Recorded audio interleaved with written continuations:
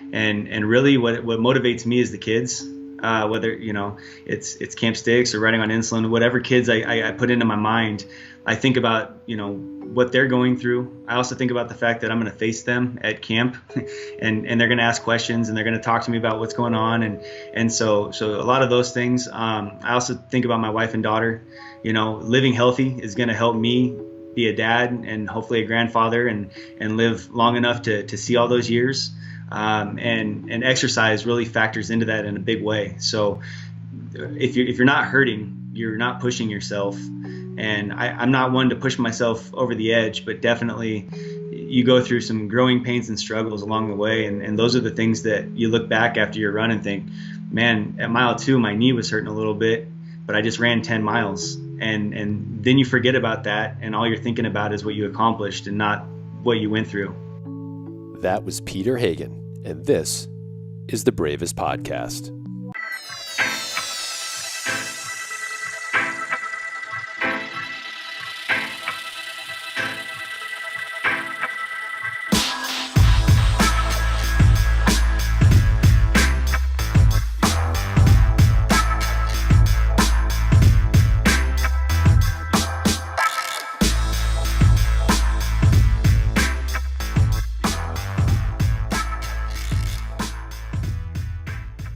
Hey everybody, welcome to the Bravest Podcast. My name is Craig and I'm your host, and this is the show where I dig in with some of the most motivated souls and try to understand how their story molded them and ultimately how they overcame challenges in their life to become the healthiest version of themselves possible.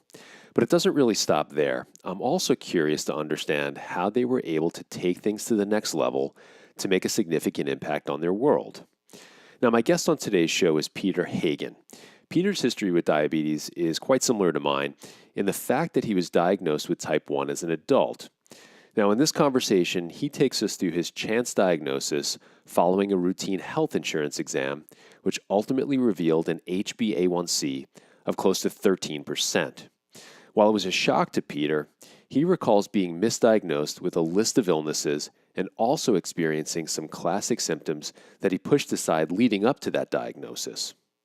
In our conversation, Peter is also vocal when it comes to the landscape of health insurance, coverage for basic required supplies, and how pre-existing conditions come into play when it comes to the insurance world. He also discusses the challenges he has faced when it comes to getting diabetes testing supplies and insulin, as well as the super creative ways in which he was able to get what he needed just to stay healthy. We then transitioned to Peter's experiences volunteering at a camp for kids living with diabetes, what the kids at camp have taught him about diabetes in life, and how that flipped a switch for him to start competing in triathlons. We also discuss mindset as well as motivating factors when we hit a wall, and we try to convince ourselves that we're just basically done. Peter also describes meeting pro snowboarder Sean Busby, the founder of Riding on Insulin, and how that prompted him to start volunteering his time to help kids gain confidence through snowboarding and skiing.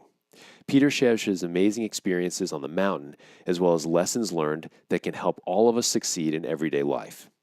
This is a conversation of giving back and contributing to the world, and how we can find life's lessons in the most unusual of places. But before we get started with Peter, this episode is brought to you by the apparel company with a big purpose called Greater Than. And again, I've been talking about these guys a lot over the past episodes.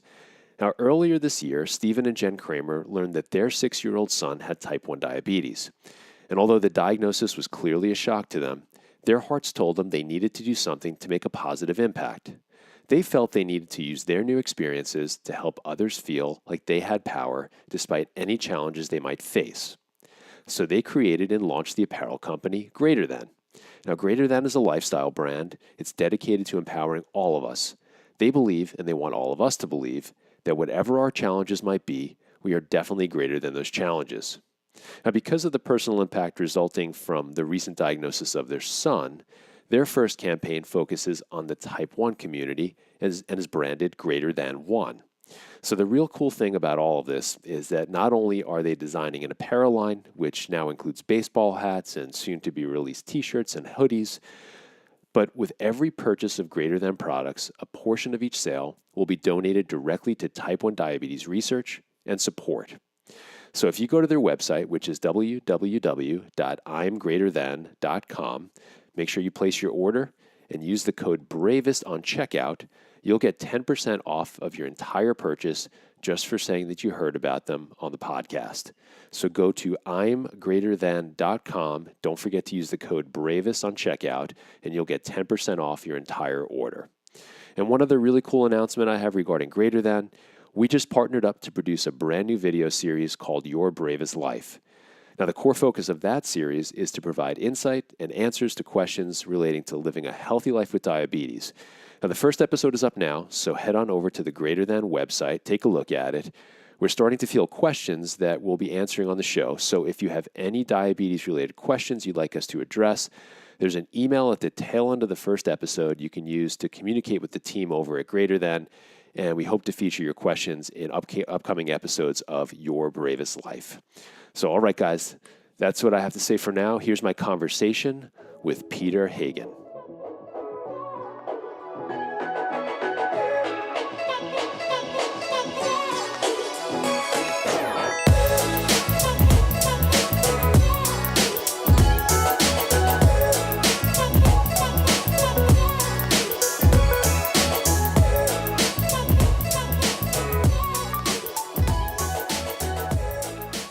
People just make up their own names now. That's really funny. Cool. All right. So, Peter, thank you so much for being here today. I really appreciate you taking the time to sit down and talk and kind of dive into your story. You bet. Thanks for having me. Yeah, my pleasure. So as most of my listeners already know, I'm definitely intrigued by the concept of story. I'm fascinated by people who continue to develop a mindset that allows them to face challenges and to really come out on the other side of challenge better than when they started the journey. So when we linked up, and we linked up online, I quickly recognized that what you lived kind of what seems to be a relatively quote-unquote normal life, right? But yet you've been quietly taking on some significant challenges in the background. So I'm really excited to dig into it with all of it with you and really learn more about you and really share that mindset with everybody who's listening today. That sounds good. Awesome. So let's do this. Let's turn back the hands of time a little bit. And I love to talk about personal challenges we just mentioned. So what was really, if you can recall back to your childhood, can you recall one particular big first personal challenge that you faced? Ooh, big first personal challenge. Kind of one of my personal challenges growing up was I was in the band. And I would say probably pushing myself. I wasn't very talented, but I knew that if I worked hard enough, I could, make the select jazz ensemble. So the first year I didn't make it, and I had to settle for the I don't know if you call it the backup band, Sure. the kind of show band. And so probably my first big challenge was putting in the work and effort to overcome that. And that was probably about 7th grade, I would say. And 8th grade and all through high school, I ended up making the select jazz band from there forward. But I think the challenge of not getting accepted the first time around was more of a challenge to me that I was able to overcome by working harder than everyone else around me. What did you play? I played saxophone. That's not an easy instrument to play. No, I would agree with that. So where'd you grow up? I grew up in Kent, Washington, just south of Seattle. Probably now it's quite a bit bigger, but back then it was more of a rural outskirt city. Yeah. So you gave us a little bit of a flavor of the kind of personality you had as a kid, this kind of, you want to make sure that you're challenging yourself as much as possible, working really hard. But what kind of kid were you, what kind of kid were you like growing up? I was always in the AP classes. My mom was a school bus driver, so I had a smart kid. I was, yeah, you could say that. I had accountability more than anything. When your mom is sitting in the teacher's lounge when you show up to school because she drives a school bus to all the schools you attend, you don't really have much wiggle room. So there's no cut in school for you? No, I actually had perfect attendance from kindergarten through my senior year in high school. That's awesome. So you were very mindful of responsibility growing up, diligent in schoolwork, musician. Did you play sports as well? I did. Football, basketball, and baseball, kind of the three main sports, I guess, in high school because they're all seasonal across the board. So you were a scholar athlete growing up?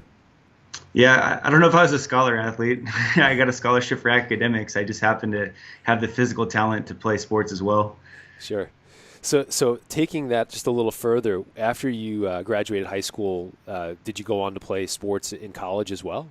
Yes, I was able to play Division II football at a small school in Westchester, New York. Oh, not too far from where I'm at right now. Yep. Right? And Long distance from home. long distance from home. So what position did you play? I was a defensive end. Gotcha. So you did a lot of So, a lot of tackling, did a lot of damage on the field. yeah, I tried. College was a different game though than high school, I can tell you that. How's that? Just it was more of a job than it was recreational, I guess. High school, you're if you're one of the better high school athletes, then when you get to college, you're kind of one of everybody who made it that far. So the talent level is quite a bit different when you take the next step. So how do you stand out when you're in that type of an environment, when you're competing against other people who are there, and it is a job, and you have to work so hard to kind of just maintain and stay in the limelight to a certain extent, or keep your position in many cases? How do you stand out? How did that work out for you? That's just it. You just got to keep. I mean, you have to work harder. You have to make it a job. If it isn't something that's your main focus, then you start falling behind, and you're a practice dummy rather than someone who's getting some playing time. So based on the fact that you're not playing pro ball right now, I'll assume that you decided to take a different path in life, and it probably fell more along the lines of what you were studying academically at the time. Yes, actually, I did. So I did 2 years of school there, and then I was more of a hands-on learner than a classroom learner. So when I left school, I actually went back to Seattle, and I started a business, concessions business on the beach on Alki, which is in West Seattle, and we popped kettle corn as a business, and so that was my first go at my entrepreneurial spirit, I guess. Yeah, I love that. And that's something I want to touch on with you in a little while, about that concept of an entrepreneurial life, because you've continued that throughout your adult professional life right now as well. And there was a really interesting article I want to touch on in a second, in just a few minutes. But so you go back home, you start your first entrepreneurial venture. You learn how to probably fail. You learn how to succeed. You learn all the pitfalls that you have to overcome. At this point in life, you're not living with diabetes, though, correct? That's correct. Yeah. At that point, I was living a normal life. I wasn't worried about my blood sugar. I was just worried about paying rent and having fun. Yeah. So you and I have a number of things in common, and when I take a look at this particular component of your story, is that we were both diagnosed with type 1 as adults. Now, I was diagnosed at the age of 27. Maybe you wouldn't mind just taking us through your diagnosis story and just letting us understand a little bit where you came from, and kind of the years leading up to the diagnosis, and ultimately what happened and how you were diagnosed. Sure. So the symptoms that you read, I pretty much had every one of them. I just never had them all at the same time, nor did I ever put it together as it was something wrong. Cross-state road trips with my wife, because her family lived on the other side of the state. It was a joke that I'd have to stop 3 times in 4 hours to go to the bathroom. Then I'd say about a year and a half before my diagnosis, I had been having some panic attacks and some things that just didn't make sense.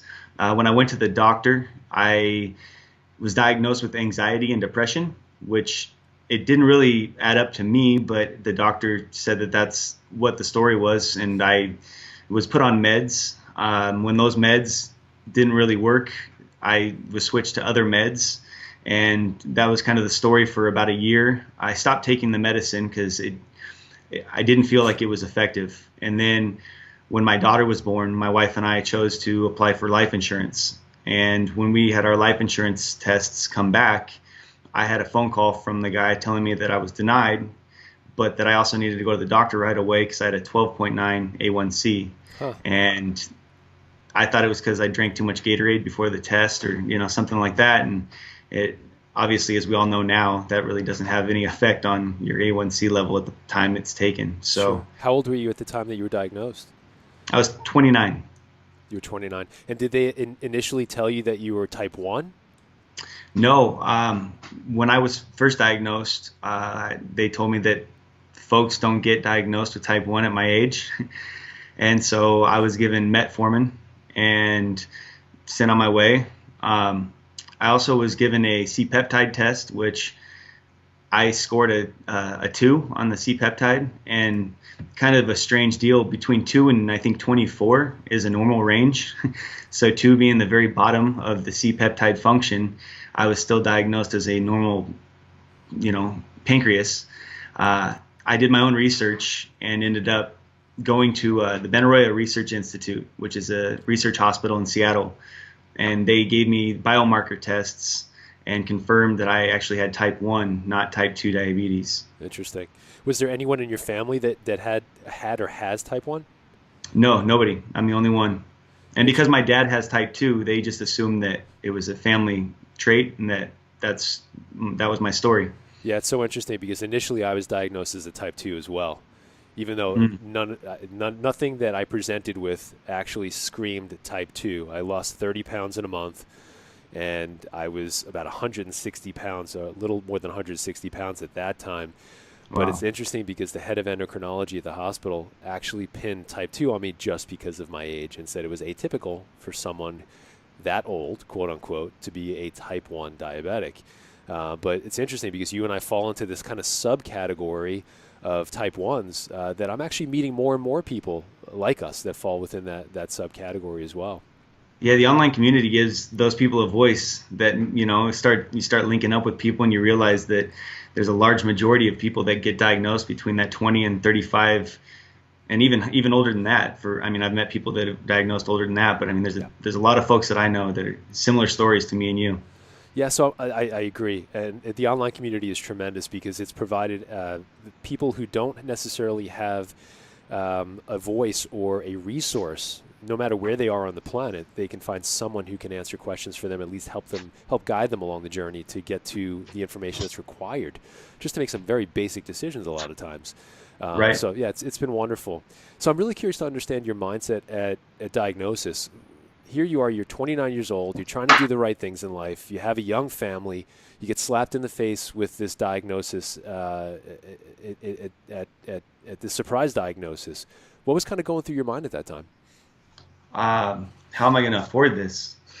I had catastrophic insurance, which a lot of people may not know, but it basically says that if you are in the hospital on your deathbed, you're not going to spend more than $10,000 or $15,000.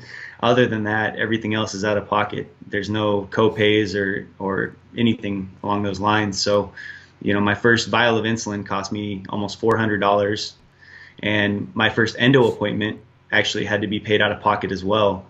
So I only had one endo appointment my whole first year of being diagnosed, because I could Google and research as much as I could learn from the doctor at that point for the amount of money that it was going to cost me. Sure.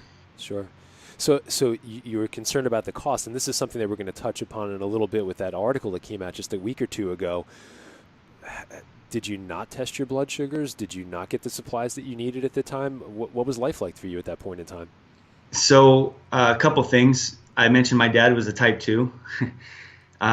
He has very good insurance, and I actually got quite a few of my test strips through him because he did not test nearly as much as I did.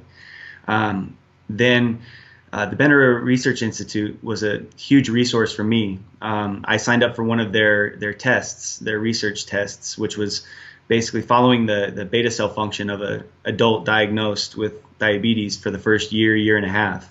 And so by signing up for this test, I was allowed to go and sit with doctors that, it was an unbelievable resource. And the tests, the mixed meal tolerance tests, are 3 hours long. And so I got to sit in a room with research doctors for 3 hours at a time, 1 to 2 times a month.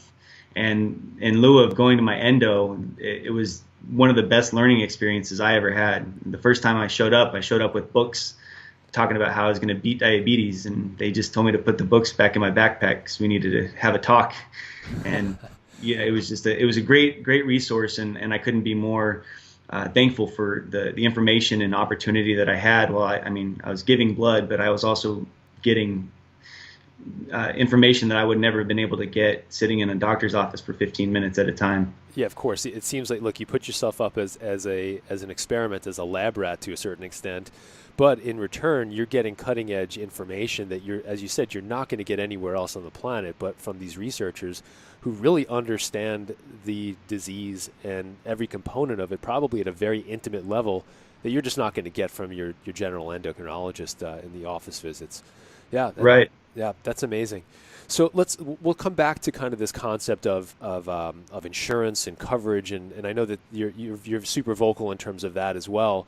What I'd love to understand also is I have a lot of conversations with other type 1s, all diagnosed at different points in life. What are your feelings about being diagnosed with type 1 as an adult versus if you were diagnosed as a child? Now, me personally, I can only speak from personal experience, and everybody can only speak from their own point of view.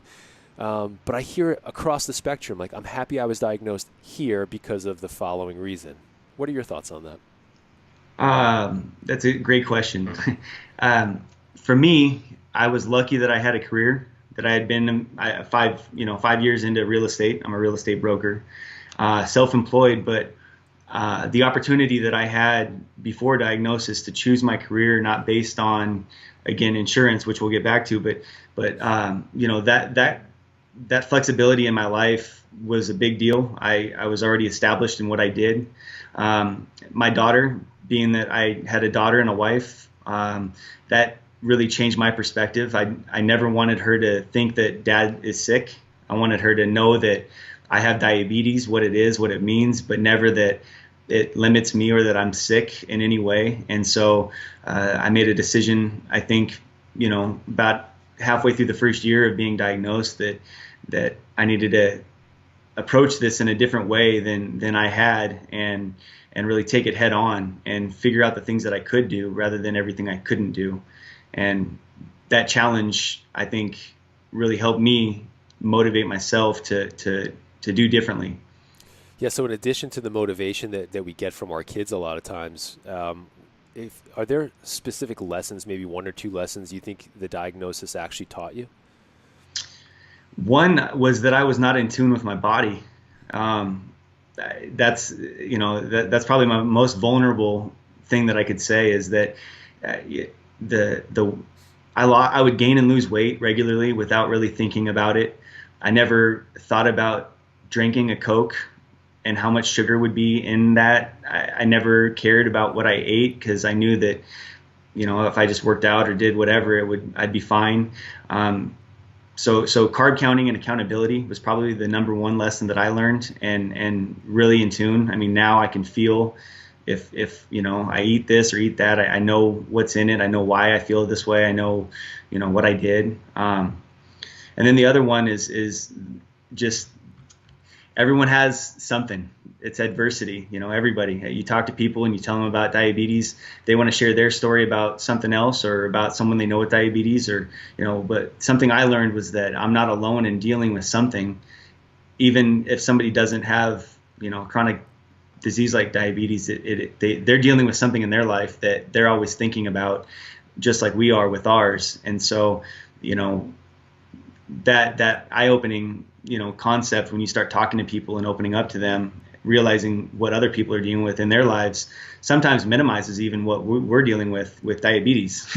and that's tough to say, because it's such a big part of our lives. But people all over the map are dealing with things that are far more dire than what we are, and what we're dealing with is pretty significant. Yeah, it's all relative, and what I find amazing is that no matter what someone comes to the table with, if we just take a moment just to kind of listen and ask the right questions, we have the ability to apply a lot of the lessons that they've learned from their challenges into our world with dealing with type 1 or type 2 or whatever form of diabetes we might be facing, or any other obstacle in our lives for that matter. So it's really a wonderful ability just to listen and learn from other people, even if they're not in the same quote unquote camp as we are. So right. Right. Is there anything you miss from your pre-type 1 days? Anything I miss? Man. Sometimes I just miss not having to count carbs and eating a fat bowl of ice cream with chocolate syrup on top. Those little things, walk through the fair and you see the elephant ears and you see, this or that. It's like, you think of 150, 200 carbs and something like that. And it's like, oh my gosh, I'd have to empty my pump to be able to eat something like that. And, back then it was worth it because there was not really much ramification. And now the whole thought process involved. Once in a while I miss just not having to worry about that. But again, that's minimal. It's just, with what we deal with, it would be nice to have what I call a free day where you could just turn it off and do whatever you want and come back tomorrow and get after it. Well, I guess you could, but you'd probably feel pretty guilty if you did that. And you probably wouldn't feel very good. That's right. But what I've found also is that dealing with what we're dealing with on a day-to-day basis, we're probably the healthiest version of someone our age, or any age for that matter, because we are constantly in tune with what's going on with our bodies and what we need to be doing to keep it as healthy as possible. Yeah, I've accomplished more since. Sorry, just plugging in. I've accomplished more since being diagnosed physically and within my endurance side than I did even as a college athlete or a 3-sport athlete in high school. The challenges and the things that I've been able to do are significant compared to where I was, back then. Yeah, we're definitely going to talk about that as well, because you've, as I said at the top of the show, you've quietly taken on these kind of personal challenges in the background, which now clearly it's getting out there more and more. But I want to shift gears just a little bit and talk about how you're making an impact also. You've been volunteering at a camp for kids with type 1, right? Right. That camp is Camp Styx, correct? Yes. Yeah. Where's that camp located, by the way? In Northeast Washington, on the Pend Oreille River. It's in a small town called Cusick. Cusick. Okay. So it's not too far from where you live. Right, about an hour. Gotcha. What was the real motivation behind your volunteer work with the camp? So when I go back to Bennett, towards the end of my first year of diagnosis, I started feeling sorry for myself because the honeymoon period was in and out. And so I hadn't really dealt with the real diabetes. And as I was starting to have lows and then highs and then just that roller coaster of one day it's here and the next day it's not, as that started to take on more and more of a role, I had a diabetes educator at the Bennett Research Institute say, I think you would benefit from volunteering at camp, and let me put you in touch with the people that run the camp. Camp Styx is an unbelievable place where over 200 kids with diabetes and 200 plus volunteers show up for 9 days every summer. And before Camp Styx, I didn't know anyone with diabetes other than the 2 doctors that I had met.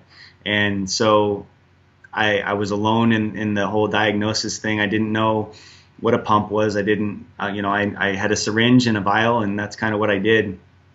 And when I got to Camp Styx, all these kids showed up at, ages 8 to 18, and then counselors on top of that. And you see all these people thriving with diabetes, and you're going, oh my gosh, my little world that I thought I knew just exploded into all these people with diabetes and how they manage it and what they do. And it was just amazing getting an opportunity to see that in real life.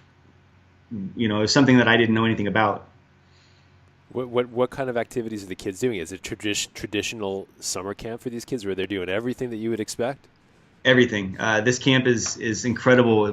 They have the blob, the water where you jump onto the blob and launch people into the water. They have all kinds of beach activities, crafts. There's archery, slides, all the sports that you could imagine. They got zip lines, everything. It's everything that you could imagine at a summer camp. These kids are doing, and they're doing freely, and just they don't really worry about they left their diabetes at home, and the camp volunteers take care of that for them, and they just get to go enjoy themselves. And everything that you could think of that they wanted to do was available for them. That's amazing. So the barriers are dropped, and they just basically have the ability to be kids and grow and have fun as kids. Yes. And then you as an adult have the chance to have fun as an adult too. Right. Yeah. No, I have a blast. I'm a volunteer. I'm on on the program staff, and at the same time I get to meet the people, meet the doctors, talk to the nurses, take part in the activities, talk to the kids about what they're going through, and it's eye opening. It makes you realize that what you're dealing with, you're not the only one, and if these kids can do it, then you surely can do it. Yeah. So along those lines, early in my professional career, I was a clinician in a large hospital, a large teaching hospital here in New York City, and I worked a lot with pediatric cases. So I would see kids from all over the world for more than half of my week, I'd say, each week. And what I saw a lot of sick kids during that period of time, from something as simple as ear infections to kids all the way up who were battling cancer. And what I found is that especially the kids who were the sickest were probably my best teachers in life, even looking back. And because they were slapped with the realities of their own mortality pretty early in life, I think they had a very clear vision in terms of what life means and what they need to accomplish in that period of time, however long they had. So along those lines, you kind of mentioned that you had a chance to kind of talk with the kids and learn from the kids. What if you can think about a couple of things, maybe what have the kids taught you? One, that you can manage this and thrive. That was the biggest thing that I learned. Just the first, I've done this 3 years now, and the very first time I came home, my whole mentality changed about diabetes, and that this can be managed and you can be normal. Normalcy is a big thing for me. I don't want to have to change everything and live an abnormal life because of what I'm dealing with, as much as possible anyway.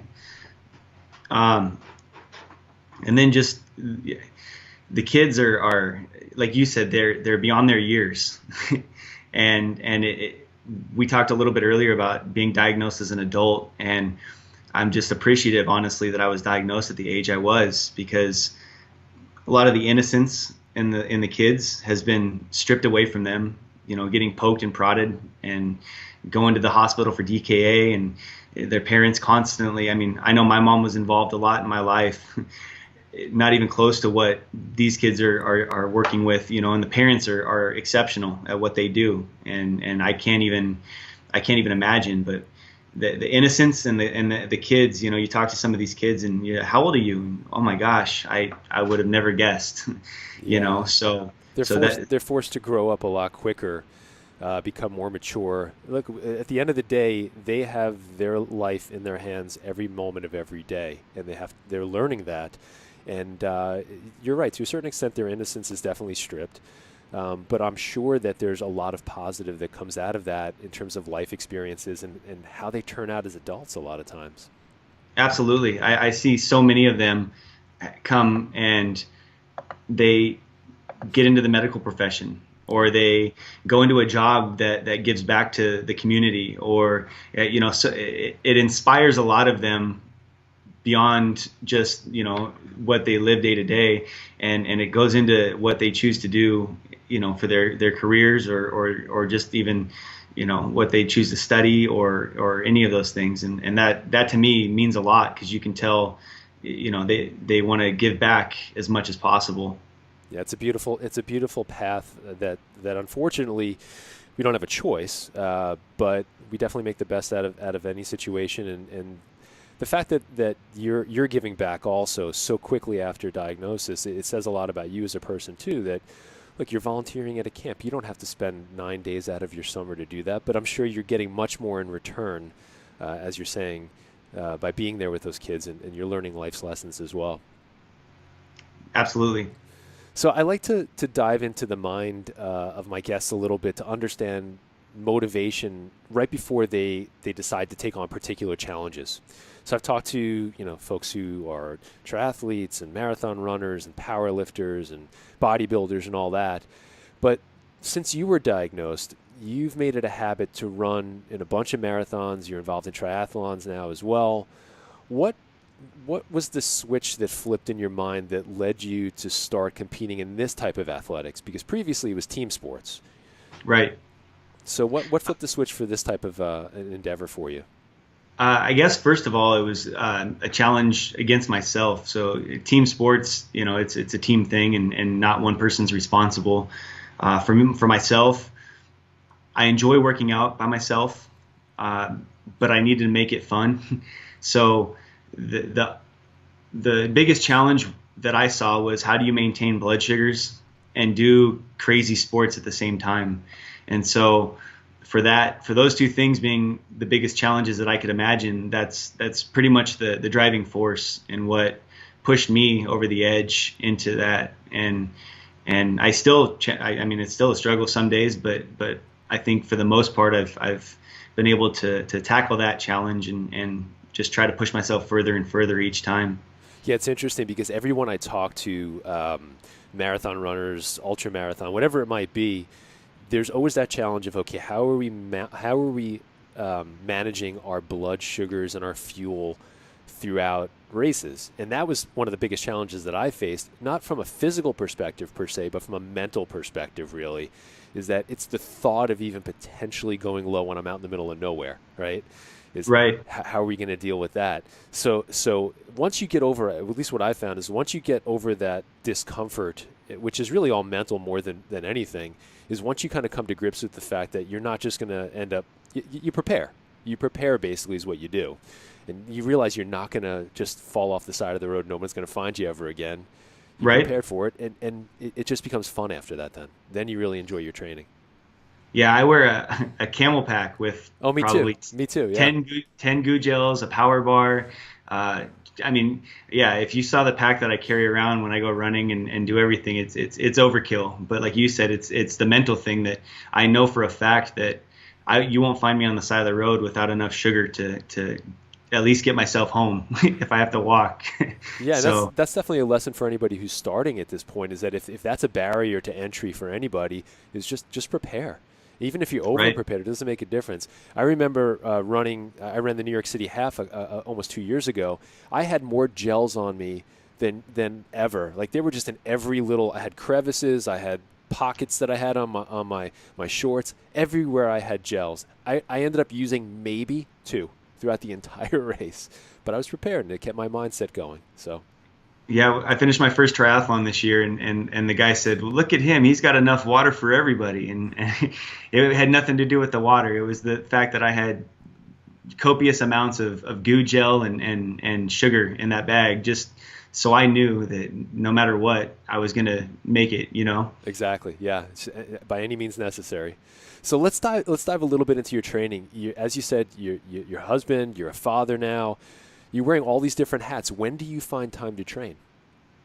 For the most part, early mornings and then afternoons. Because I'm self-employed, I kind of control my schedule. So I really enjoy morning runs and just when it's cool outside. I have a bike trainer, so I bike inside in the mornings sometimes. And then swimming, when I'm swimming, I like to go in the afternoon. The mornings in the pool are just slammed. But if you can find time to go, on a lunch break or something like that, an hour in the pool in the afternoon, you usually have the whole pool to yourself. So I try to plan accordingly, and set up my appointments to give myself time to do those things. Yeah, so some people who are listening to this might say, well, yeah, okay, so Peter is self-employed. He has the ability to kind of create his own hours to a certain extent. I'm really busy. I don't have the time to take care of myself like this guy. What would you say to that? If you if you can't get up at 5:30 in the morning and go for a run, then maybe you go in the evening, or like I said, for me it's a matter of I still have appointments that I work 9 to 5. Some days I get to come home earlier, some days I have to go to work earlier. So I have kind of a sporadic schedule, just the same. But I also work weekends, which a lot of people don't. So my schedule is more, I guess, spread out, but just make the time. It doesn't have to be huge. A 30-minute run in the morning at 5:36 a.m. It can make the difference of controlled blood sugars all day. And then, as you get stronger and build that endurance, you may find yourself longing to get up earlier to do longer runs. But, I definitely didn't start out running 12 miles when I got going on this. It was baby steps for sure. Yep. Yeah, so just start small, but do something. Yeah. Yeah. And schedule, like you said, plan ahead. If you don't plan ahead and put it, lay your shoes out, lay your clothes out, put everything out in the morning that you're going to run in. So when you wake up, you look right at it and you don't have a choice. I think that's the key right there is you have to make it as easy as possible for yourself to succeed. Right. Yeah. Without planning it, it'll never happen. Yeah. I think, and that's just a lesson for life. So just one more question about the training part or even competing. When you're out there and you're really hurting on the course physically, what helps you get through that? I had this question when I was talking to Camp Sticks, all the kids there, and really what motivates me is the kids. Whether it's Camp Sticks or riding on insulin, whatever kids I put into my mind, I think about what they're going through. I also think about the fact that I'm going to face them at camp, and they're going to ask questions and they're going to talk to me about what's going on, and so a lot of those things. I also think about my wife and daughter. Living healthy is going to help me be a dad and hopefully a grandfather and live long enough to see all those years. And exercise really factors into that in a big way. So if you're not hurting, you're not pushing yourself. And I'm not one to push myself over the edge, but definitely you go through some growing pains and struggles along the way. And those are the things that you look back after your run and think, man, at mile 2, my knee was hurting a little bit, but I just ran 10 miles. And then you forget about that, and all you're thinking about is what you accomplished and not what you went through. Yeah. What you just spoke to there was beautiful because it really speaks to the core of the reason why I started this whole project in the first place, is basically pushing beyond obstacles that we believe that we don't have the ability to overcome initially, pushing beyond those obstacles, creating the healthiest version of ourselves possible, but not only for ourselves necessarily. You're doing it, and it's amazing because the first things that you mentioned had nothing to do with yourself. You mentioned the kids, you mentioned your family. And that's the reason why we do what we do, is because we want to create the healthiest version of ourselves possible so we can make an impact on those other people in our lives. So I love what you said there. It was beautiful. Yeah, without them, you don't really have much to go on. You know what I mean? That's right. That's right. So I touched upon just a little while ago this article that came out on CNN that you were interviewed for. You were recently featured. It's on CNN.com. I'm going to link this up in the show notes as well because it's a really, really important topic. Everybody's talking about the healthcare debate and insurance coverage, specifically for all of those who have pre-existing conditions, and right. what changes might be coming down the pipeline, et cetera. So aside from them giving you a new last name in the article, I think they called you Mr. Peter Richardson, which I'm working on. You're working on that, yeah. I thought the article actually opened up a bunch of questions. At least in my mind they did. So in the article you described the costs associated. We talked a little bit about that earlier in our conversation too, but the costs associated with test strips and the $400, $500 vial of insulin that you had to purchase at that time, but how you were lucky enough, as we've been talking about, to find the right support, kind of work your way throughout the system to get the supplies and the medication and the support that you needed. But as we've been talking about also, as someone who's a small business owner, the one thing that was mentioned in the article really made me start to think, and this is a quote from the article. They said, though and he meaning you, wants to stay an independent business owner, he's been tempted to take jobs that provide benefits, clearly just so you can get your health insurance.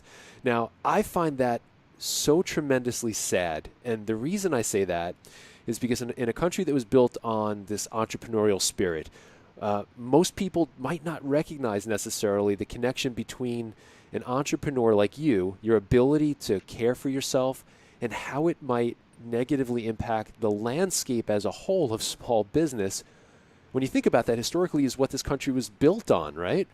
Right. So the question is, like, how are we? I guess as someone who's self-employed, how are you managing the costs to associated with keeping yourself healthy so you can keep building your business? It's a double-edged sword. I mean, after the first year, after my diagnosis, I was lucky enough to find a good insurance policy, which I pay out of pocket. I don't get, employer paid benefits or anything like that. And working with a good doctor, that helps too. You get prescriptions dialed in so that you never run out of your insulin, your pumps, your supplies, things like that. But part of the motivating factor, I think, of being a successful real estate broker for me, that factors into it. You wake up in the morning and maybe you don't want to go to work because there's nobody punching a clock for you, but you realize that if you want to accomplish the things that you're trying to accomplish, not just work related in finances, but health wise and providing for the family, then you need to get up and you need to go to work and you need to do everything you can to make deals happen, to sell houses, to keep building your business. Otherwise, you're not going to have that choice anymore. And so, like I said, it's a double-edged sword because it stabs you in the back sometimes, but at the same time, just like diabetes, it's also a motivating factor for me that, if I want to be able to keep up those benefits and afford the insurance that I have and be able to have an insulin pod rather than just injections and things like that, I need to make sure that I'm the best I can be at work every day so that those things all fall into place. Yeah, there's definitely a lot of parallels between diabetes, caring for ourselves with a chronic condition, and being an entrepreneur, owning your own business. There's never a vacation, ever. Never. No. But that's what keeps it interesting, I guess, right? Absolutely. So this might be a huge question, and I realize we might not be able to cover this entire thing just in this short podcast. But what do you think we need to do within the diabetes community to ensure that we're at least heard in this very noisy argument environment of healthcare and healthcare coverage and what's going on? I think there needs to be one voice. There's a lot of soloists out there which are doing great things, and I wouldn't take anything from them. But there's also a very uncoordinated response out there, and work smarter, not harder. That falls into that same idea that there's some organizations out there now that are doing a great job, that kind of uniting people. But for the most part, I don't see a voice out there that's in unison across the board. And I think that type 2 and type 1 have been divisive. I mean, they're just split down the middle. And I think that if you really reach into the lives of either one of them, the struggles are the same. And whether people want to admit that or not, that's okay. But affordable insulin, there's a number of type 2 diabetics that are paying for insulin, just like type 1. The supplies, the test strips, the doctor's visits to the endo, all those things are the same things that we as type 1s pay for. And I think that one voice would make a huge difference there. I don't see us accomplishing much when the lobbyists outnumber the people with disease lined up out the door, and there's nobody there to share our voice. So it's a struggle because none of us can just take off of work and go lobby outside of the White House or the Congress, or any of that. That takes time and money, and none of us have that to give up when we're working so hard to pay for what we need. And so I think that as the one voice grows and gets louder than the opposition, I believe that eventually we'll be heard. Yeah. So, yeah, I think you're right. I think that there's so many well-meaning people, groups out there, and I think also, as we touched upon earlier, social media really has the ability to bring people together in pretty remarkable ways. And I think that within time, the voices will get stronger and stronger and become more unified. Until then, all we can do, I guess, is just do the best that we can with whatever cards we're dealt, and try to work as hard as possible to keep ourselves as healthy as possible, so we can fight the good fight. Absolutely. And, podcasts like what you're doing here and opportunities like speaking to CNN, things like that, they're all little small steps, but they all add up in the big picture, So, I mean, exactly what you've got going on, that helps. I appreciate that. Yeah, look, we're all trying to do something positive, and we're trying to make an impact on as much of this world as we possibly can. So I appreciate what you're doing there, and I think that, look, together we're going to make change. There's no doubt. Things will get better and better as time goes forward. One other thing that I really wanted to talk to you about, just to kind of get off the topic, it's a very heavy topic of politics, and I understand that in the healthcare world. Um, you're also involved with, you've been involved with a couple of different organizations, but in particular now you're involved with this nonprofit called Riding on Insulin. So I've read a bunch about it. I started learning about this organization not too long ago. But for anyone out there in podcast land who might not be familiar with Riding on Insulin, maybe you can give us a little bit of a background on what they're about. Sure. Sean Busby is a professional snowboarder. He was diagnosed, I believe, at the age of 19 and went through a crazy misdiagnosis story while he was on the U.S. snowboard team. And over time, he wanted a purpose, to channel his type 1. And he started the organization Riding on Insulin, which has enabled kids to go up skiing and snowboarding, and they're monitored the entire time they're up there. And he's got camps all over the country, including New Zealand and Australia. And what he's done is remarkable, taking these kids up. A lot of these kids, they don't get to go and do things like this on a regular basis. And so just the program in general is an incredible program. But it was focused initially on snowboarding because that was his specific area of expertise to a certain extent, right? Right. Yeah. So snowboarding is his main deal. He goes on expeditions. He goes backcountry snowboarding and all kinds of, really cool things that he does. And so taking kids up with type 1 that wouldn't normally get to ski or snowboard or that are even really good at skiing and snowboarding, it's something that's one of his passions. So yeah, that's so interesting because if just from personal experience, that adds a whole different dimension to managing blood sugars when you're up in altitude and also when you're in super cold conditions. That adds a whole other element, not only to managing our blood sugars, but even testing blood sugars. Yeah, testing your blood sugar when it's really cold outside, you get some pretty funny readings with the kids up there. So this is focused on giving kids an amazing experience, building character, building confidence in themselves. But in order to support that, from what I understand, and this is where you come into the mix, is they actually have a Riding on Insulin endurance team. And that, from what I understand, helps to raise money to support these types of activities for these kids, right? Yes. And so before I had ever even thought about doing a triathlon, I had looked into the endurance team because as I was watching my first half Ironman, I was just sitting there thinking, there's no way anyone with diabetes could do something like this. And the first thing I found when I started Googling was Riding on Insulin and the endurance team. So as I dug deeper into it, I had the opportunity to actually meet Sean at Camp Styx, where he was a guest speaker. And shortly after that, I joined the endurance team and I signed up for a half Ironman for the following year.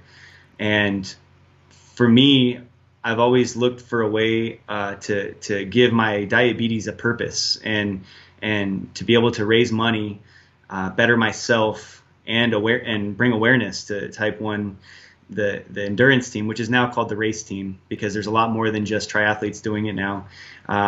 It's been just phenomenal for me to have that channel to put myself through and to bring awareness. And like I said, my real estate team is donated money to the endurance team, and it's just a way for me to give back. And now I'm a coach. So this next year I'll be a coach on the mountain, coaching the kids at camp as well. And so I've just been able to grow with that organization over the last year, and it's been a great thing to be a part of. Is that going to be your first time spending time with the kids?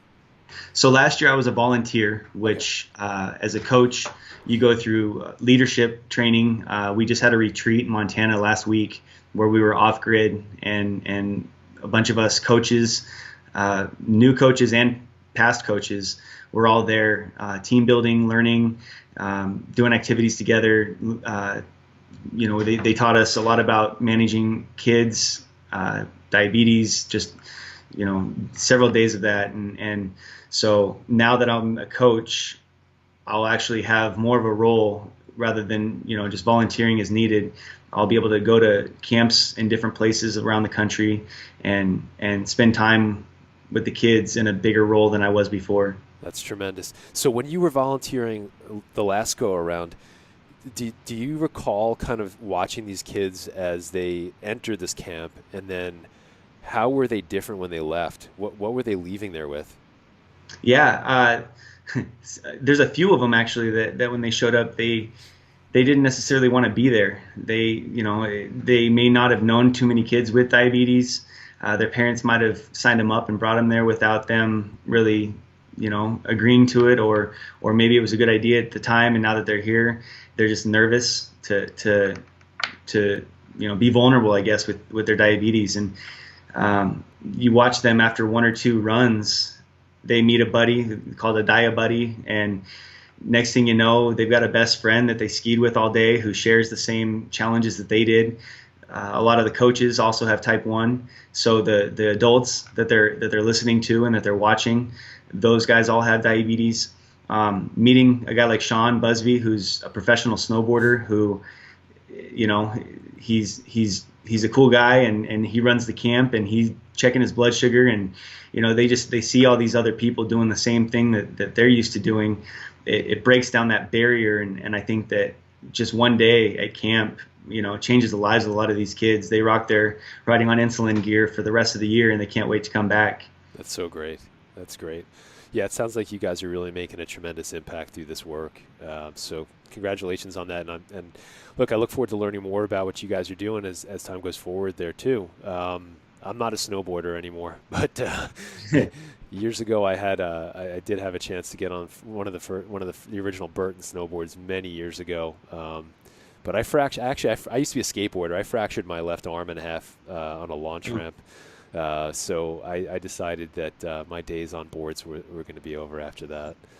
Hey, you never know. Maybe I'll flip the script, and maybe I'll get on a board again if I get out on one of these camp trips with you. So, well, I'm a skier, so you don't necessarily have to be a snowboarder. Oh, awesome, cool. So I have just a couple of final questions for you, and I really appreciate all of the insight and the thoughtfulness and and just kind of the experiences that you shared today. If you could look back, what do you know now that you wish you would have known in the days right before you were diagnosed? Let's start with probably just the severity of what's going on.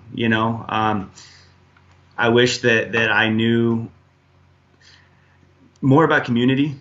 I spent a year trying to figure it out. I've always been an independent guy and done my own thing.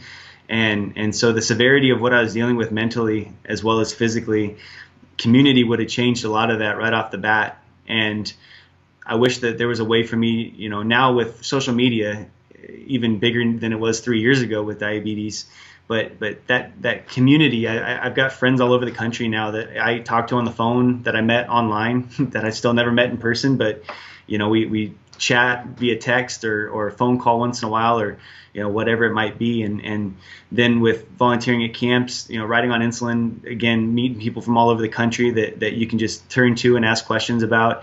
I think the community aspect is something that I wish somebody would have pushed me into, sooner than just a year after diagnosis. I think it would have been a big impact right off the bat for me had I known, what that was all about.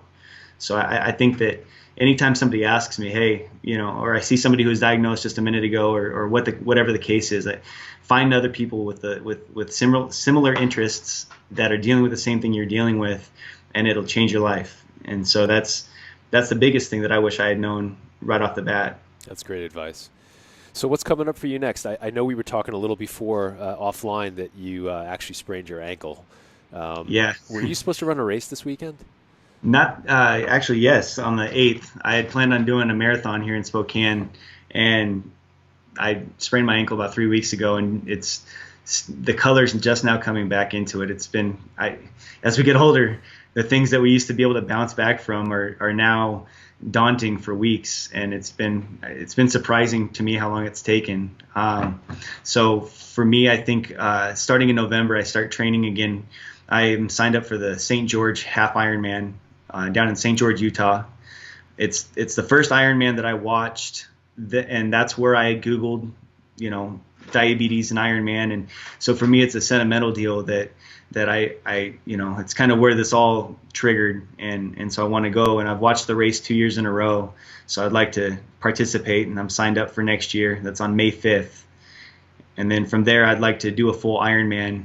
And I don't know if that'll be next summer or the summer after that. It depends on where I'm at after St. George. But St. George is my first, big test. If I can do better than I did this year, then I'll be happy. That sounds great. Well, I wish you luck in the training for that, and I hope you get better soon.